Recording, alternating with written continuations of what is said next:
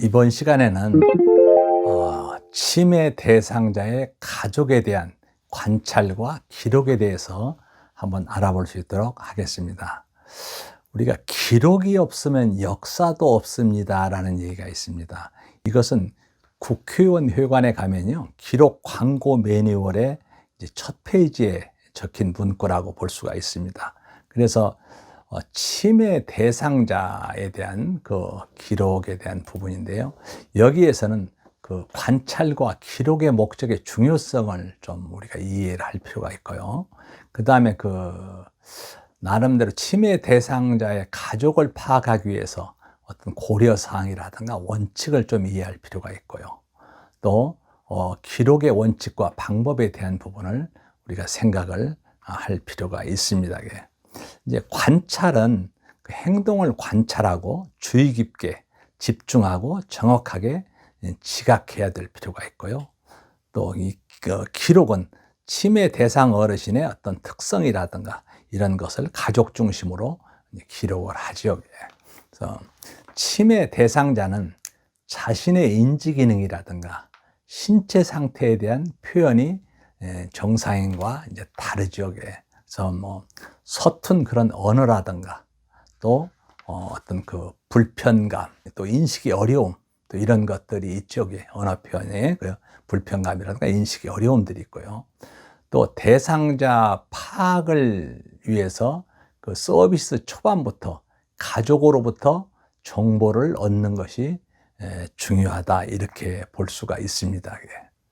그리고 치매 진단과 그 중동도가 동일하더라도 대상자와 가족의 그런 개별 특성과 그 가족의 그 과거의 생활사, 그러니까 대상자의 과거의 생활사라든가 현재의 생활 환경에 따라서 다양한 반응과 증상이 나타날 수 있기 때문에 치매 대상자와 가족 증상의 관찰이 모두 필요하다, 이렇게 얘기를 할 수가 있습니다. 그래서 이 기록은 이전의 대상자와 가족 상태와 비교하는 그런 자료가 될 수가 있죠.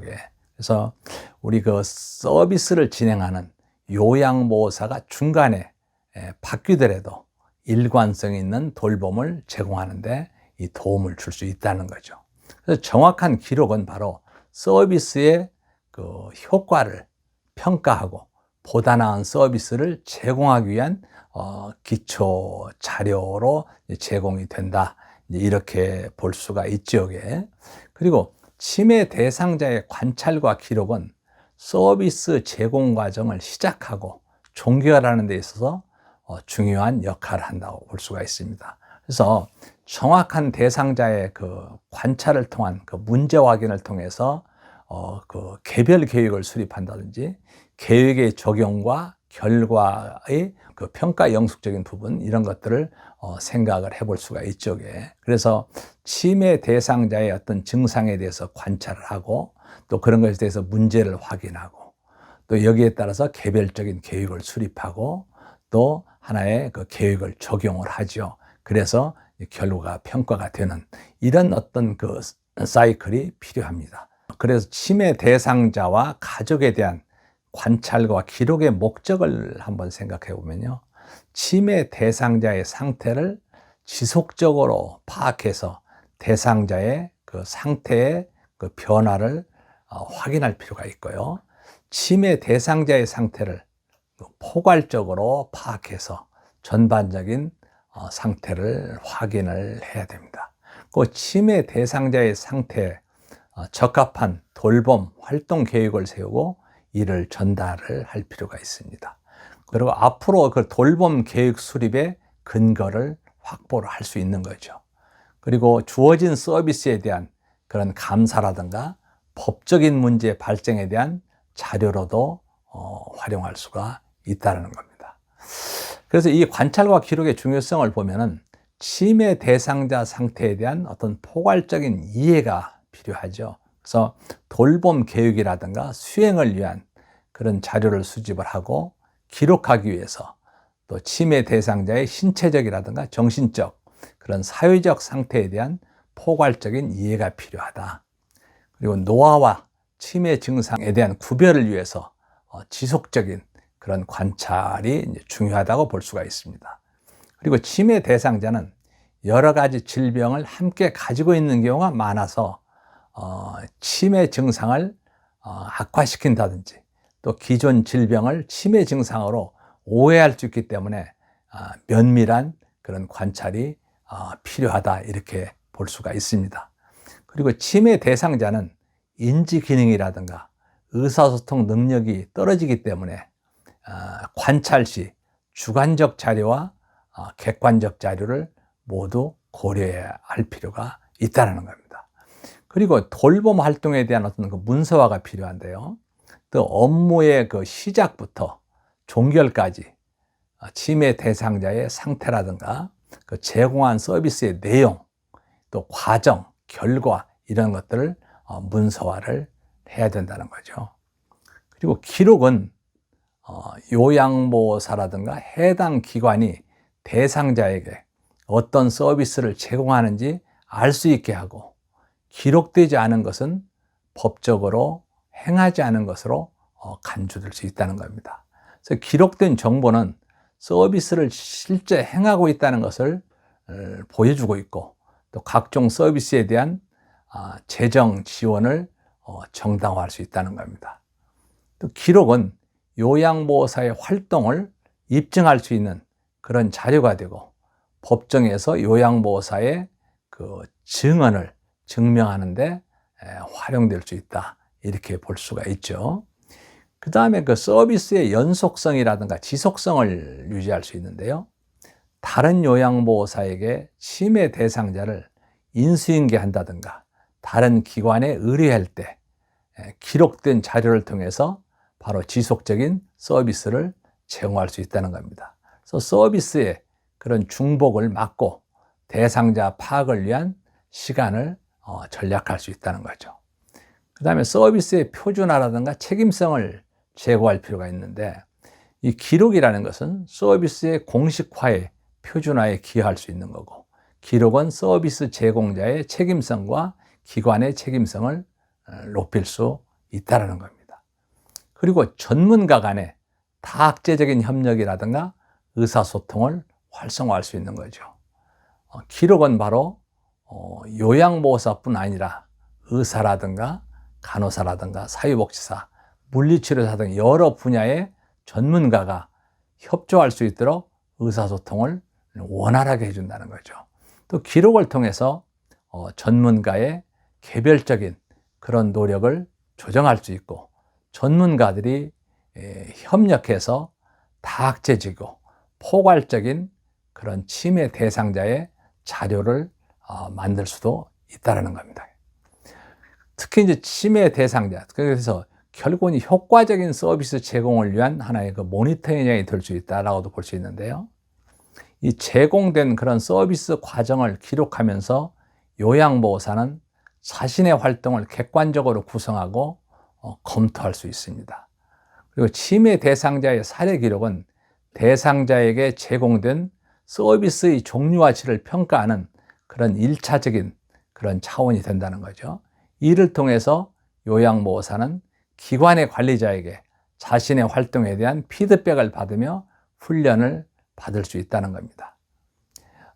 그리고 전체 치매 대상자 사례가 축적되면 해당 기관의 치매 대상자를 위한 그 서비스 제공 방법이라든지 전달 체계 등을 평가할 수 있고, 궁극적으로는 전국적인 자료를 통해서 치매 대상자를 위한 서비스의 효과의 어떤 근거를 마련할 수 있다는 얘기죠. 그래서 모니터링 기능을 통해서 요양보호사의 자질이 높아지므로 기록은 서비스의 질을 높이는데 중요한 역할을 담당한다 이렇게 볼 수가 있죠. 그리고 치매 대상자와 가족의 어떤 정보를 공유한다는 거죠. 최근 서비스를 제공받는 대상자의 가족의 권리를 존중하는 그런 경향이 높아지고 있기 때문에 기록을 대상자나 가족에게 공개하는 그런 경우도 증가한다는 겁니다. 그리고 행정적 자료로도 활용할 수 있다는 거죠. 치매 대상자의 상태라든가 제공한 서비스에 대해서 기록하는 것은 침해 대상자의 요구라든가 서비스의 유형, 직무 수행이라든가 관리, 배분 등 기관에서 행정적인 문제를 결정하는 데 중요한 자료가 될 수 있다는 거죠. 또 기존 보존 체계는 관리자가 기관과 자원을 관리하는 데 있어서 정보를 선택하고 처리할 수 있게 해준다는 부분입니다. 그리고 침해 대상자와 가족 관찰 전에 우리가 고려사항을 생각해 볼 수 있는데요.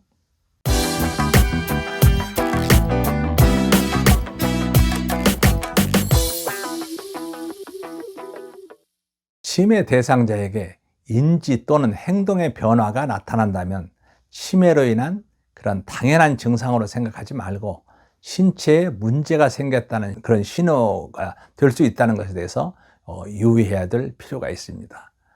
침해 대상자는 어디가 어떻게 아픈지에 대해서 설명하지 못하기 때문에 위축된 모습이라든가 소리를 지른다든가 공격적이고 거부적인 행동으로 아픔을 표현하기도 한다는 거죠. 그리고 신체적 이상 신호로 나타날 수 있는 행동 변화의 평가 시에 우리가 확인할 내용이 있는데요. 해당 행동이 이전에도 대상자에게 나타날 법한 행동인가? 안 그러면 예전에 비슷한 상황 속에서 비교할 때 현재 행동은 적절한 것인가? 또 대상자를 떠올릴 때 그 행동에 대해서 이해가 가는 것인가?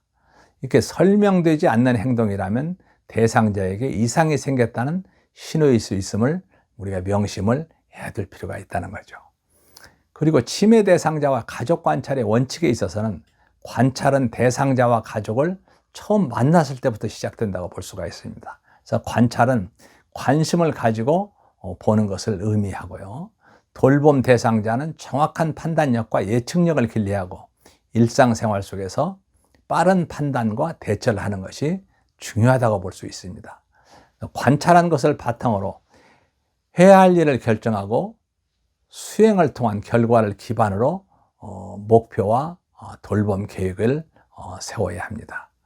그리고 침해 대상자는 장기간 돌봄이 필요한 그러한 사람의 어떤 돌봄 제공자가 처음부터 끝까지 돌보는 것은 사실상 현실적으로는 좀 어려움이 뒤따릅니다. 돌보는 사람과 서비스가 다양한 상황 속에서 일관성 있는 그런 돌봄을 위해서 대상자를 중심으로 해서 기록하는 것이 필요하다는 거죠. 치매 진단과 중등도는 동일하더라도 대상자의 생활사와 또 일상생활 패턴에 따라서 요구사항은 또 달라질 수 있다는 겁니다. 그리고 개별 대상자의 돌봄에 있어서 대상자의 개인적 특성이라든가 일상생활 정보라든가 생활사의 대부분 정보를 정확하게 파악을 해서 대상자의 요구에 맞는 그런 서비스를 제공하는 것이 매우 중요하다 이렇게 볼 수가 있죠. 대상자와 가족 개별의 특성 요구에 대해서 정확하게 관찰하고 기록하는 것은 돌봄과 치료의 수행 가능성과 효과에까지도 영향을 미칠 수 있어서 중요하다 이렇게 생각을 할 수가 있습니다. 그래서 치매 대상자와 가족에 대한 기록의 원칙 중에서는 몇 가지 중요한 부분이 있는데 우선 책임성이 필요합니다. 대상자의 상태, 변화 등을 확인할 수 있도록 대상자의 전반적인 상태에 대해서 기록을 해야 되고요. 또 요양보호사의 활동과 효과를 입증하기 위해서 제공한 그런 서비스와 대상자의 반응을 기록해야 됩니다. 그리고 기록자는 책임 소재를 분명히 하고 정보원을 확실하게 해야 될 필요가 있죠. 이런 책임성이 필요한 거죠. 그 다음에 효율성이 필요합니다. 초점이 분명하고 간결한 기록을 통해서 효율성을 높일 필요가 있죠. 체계적으로 잘 정리되어서 쉽게 알아볼 수 있도록 작성할 필요가 있습니다. 그 다음에 대상자의 사생활을 보호해야 되죠. 대상자의 비밀 보장은 매우 중요하고 이 기록 관리를 철저히 해야 될 필요가 있습니다. 그 다음에 객관적 사실이 있습니다. 어떤 기억이 확실할 때 즉시 기록하고요.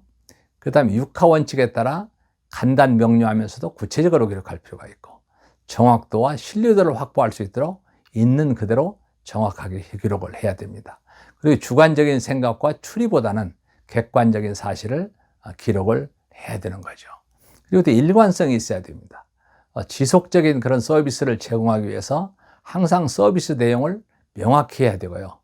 담당자가 바뀔 때마다 대상자를 돌보는 방법이 바뀌거나 바뀐 담당자가 기존의 방법을 확실히 이해하지 못할 경우에 일관된 서비스 제공이 어려울 수 있다는 거죠. 그래서 요양보호사가 대상자를 돌보더라도 자신이 제공한 서비스의 적절성을 다른 사람들에게도 명확하게 해주고 관련된 사람들이 어떤 상황에서도 같은 대응을 할 수 있도록 기록을 해야 된다는 얘기입니다. 그래서 특히 이제 기록에 대한 부분을 쭉 얘기를 하고 있는데요. 주로 이제 기록에 대한 유형을 보면요. 면담 기록이 있습니다. 대상자 혹은 가족 면담에서부터 이야기한 내용이라든가 상대방의 행동이라든가 관찰한 것을 그대로 기록하는 그런 방법이 있고요. 또 요양보호사가 직접 관찰하지 못한 상황에 대해서 어떤 주변 환경이라든가 또 일어난 일이라든가 원인이라든가 결과라든가 이런 것을 기록해서 추후에 돌봄에 활용하는 이런 경우가 있죠. 또 관찰 기록이 있습니다. 요양보호사가 대상자를 직접 관찰하여 기록하는 방법으로 시간의 흐름에 따라서 어떤 상황이라든가 활동이라든가 프로그램 내용 이런 중요한 정보를 기록하는 방법이다라고 할 수가 있습니다. 그래서 기록을 잘하는 방법은요, 상태 변화를 주의 깊게 관찰해야 되죠. 그게 대상자의 평소 상태를 숙지를 해야 되고요. 평소와 다른 약간의 변화를 이렇게 알아차리도록 해야 될 필요가 있습니다. 그리고 이 부분이 이전과 이렇게 달라서 이런 방법으로 대응하였다라고 확실하게 기록을 할 필요가 있습니다. 그리고 정보를 정확하게 전달할 수 있도록 기록해야 되고요. 다른 사람의 기록을 잘 읽도록 하고 항상 기록하는 습관을 가져야 됩니다. 그 기록에 포함될 수 있는 내용 목록을 한번 살펴보면요. 기초정보라든가 치매 정보, 또 가족 정보에 대한 부분, 그리고 치매 대상자를 주로 돌보는 어떤 가족에 대한 정보라든가 부양에 대한 양상이라든가 부양에 대한 부담에 대한 부분, 그 다음에 치매 대상자의 그 병력에 대한 부분이죠. 그 다음에 치매 대상자의 그 일상생활사, 일상생활 활동이죠. 일상생활사 하면은 이전에 드러내지 않았던 어떤 경제 상태라든가 미래의 건강 등이라든가 혼자 남겨놓는 것에 대해 혹시 두려움이 있지 않은가, 또 어두운 곳이나 혼자 목욕하는 것에서 공포증을 나타내지 않는지, 뭐가 없어졌다고 의심이 많은지 이런 것들도 하나의 기록에 포함될 수 있는 부분이 되죠. 그 다음에 위험인자, 예를 들어서 음주라든가 흡연이라든가 영양 상태 등도 필요하십니다. 그 다음에 인지 기능이 있습니다. 인지하면 뭡니까? 인지하면 사고, 지각, 기억, 언어, 지능 이런 걸 인지라고 그러죠. 그래서 인지 기능에 문제가 없는지, 특히 기억력이라든가 언어력이라든가 시공간 파악 능력이라든가 집중력이라든가 판단력 이런 것들을 생각해 볼 수 있고요. 정신행동 증상이 있고요.